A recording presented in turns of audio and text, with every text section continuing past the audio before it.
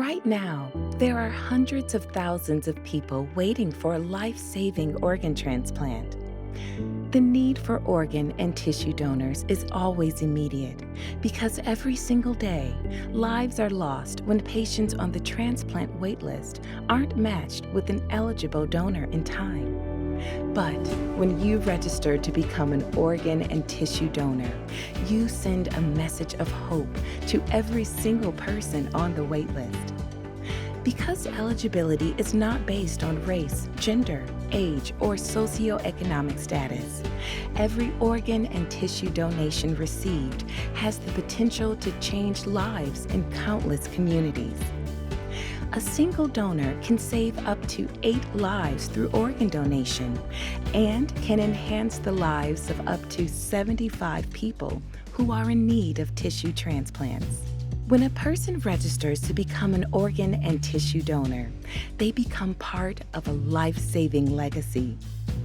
Donations can be made one of 2 ways. Patients can receive an organ or tissue transplant from a living donor, but many organ and tissue donations occur as a result of a deceased donation process, a donation that is made after a donor has passed away. When a patient experiences a critical injury, donation is only considered after all life-saving interventions have been exhausted by their medical team.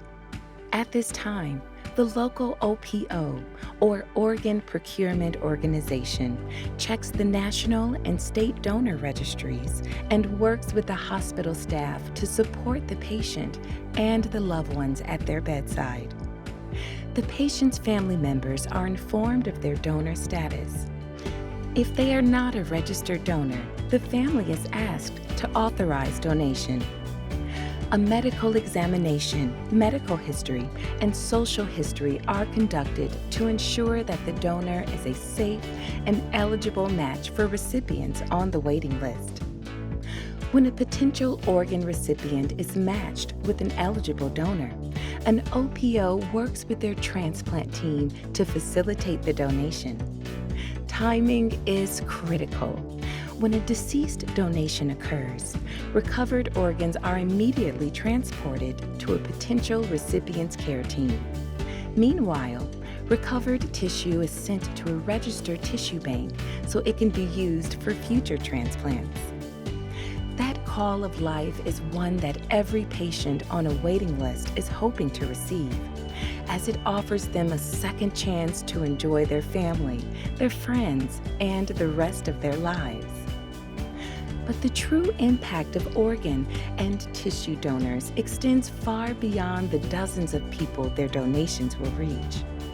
Organ and tissue donors also touch the lives of every friend and family member who is waiting for their loved one to receive the life-changing care that donations make possible. Take a look at the way organ and tissue donors have made a difference in the lives of transplant patients, like Tawny. Hi, my name is Tawny Bloom, and I am a living donor liver transplant recipient. Trisha's my older sister, and she was donated 64% of her liver to me about 6.5 years ago. We were really close growing up. I would say we've always been very close growing up. I kind of always wanted to be Tawny's mom. I just had a very natural motherly instinct, and my mom would always joke. That was the joke, that I was always motherly to Tawny. I remember her always pushing me in the stroller and playing baby doll with me, always braiding my hair and doing things like that. So Tawny came home from a doctor's appointment with my parents in April 2015 and had been told that she had end-stage liver failure. And hearing those words, that was like the scariest moment for me, because how do you hear those words? How does she hear those words? How do we hear those words? How do we help her? How do we do what's best for her? I had something called hepatic encephalopathy, so it's dementia-like symptoms. So I was confused and forgetful, and I literally slept 24/7. You know, when she started to get sick, it was hard to understand her sickness, her illness, everything that went along with that. So a lot of concern and a lot of fear that came along with her illnesses. during the process of being evaluated for transplant, I don't remember much of it. I remember going for appointments, but I would sleep on the way to and from appointments. And I met with social workers, nutritionists, psychiatrists, had more tests than anybody would probably want to have. But that was kind of my normal, just because I've been so sick for so long. I said yes to being a donor so that I could have my sister here with me. My sister means the world to me, and I wanted to see her have a better chance at life. The most important thing is that my sister is my hero. She saved my life, and she's given me the opportunity to spend more time with my family and to encourage other people to be organ donors and to donate life. I share my story so that other people can learn about organ donation and can understand that it's not as hard as people think it is, that it's overall a pretty simple process. I do events with Tawny to share our story so that people become more aware of it. We encourage everybody to become organ donors and sign up on the National Registry. And you can go to donatelifewisconsin.org to get the myths and the facts about organ donation and become familiar, and to register as an organ donor as well. You just need a state ID or your driver's license, and it only takes a few minutes.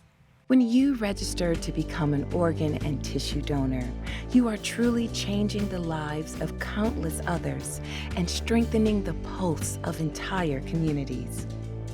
If you are 15 years old and have a valid driver's license or a Wisconsin state identification card, you can register to become an organ and tissue donor today by visiting your local DMV or by registering online at donatelifewisconsin.org. Visit versiti.org/community-resources to learn more about how organ and tissue donors like you are saving lives every day. A beacon of hope, a beacon of hope.